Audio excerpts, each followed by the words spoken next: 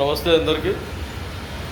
మన దేశంలో దాదాపు 29 రాష్ట్రాలలో కొన్ని కేంద్రపాలిత ప్రాంతాలు ఉన్నాయి. వాటిలో లడఖ్ అనేది కూడా ఒకటి.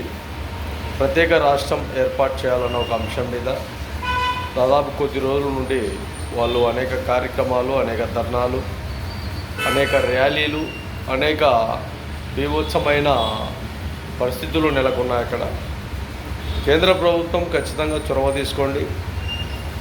తీసుకొని హోంశాఖ వారు కానీ, అదేవిధంగా ప్రధానమంత్రి గారు కానీ, ఇంకా అక్కడ దాదాపు అంటే ఎస్టీ సామాజిక వర్గం అంటే షెడ్యూళ్ళ తెగలు దాదాపు 97% ఉన్నారు.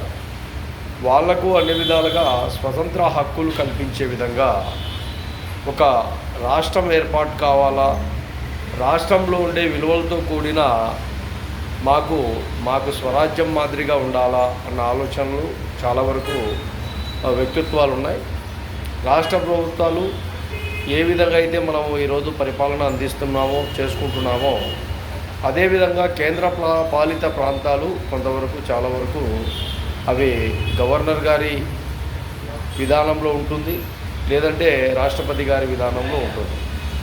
వారు పరిపాలన అధికారంతోనే మాట్లాడాలి, చేయాలి. అన్ని విధాలుగా అనుకూలాలతో ఆర్మీ మాత్రమే అక్కడ పరిపాలన అందించే విధంగా ఉంటుంది.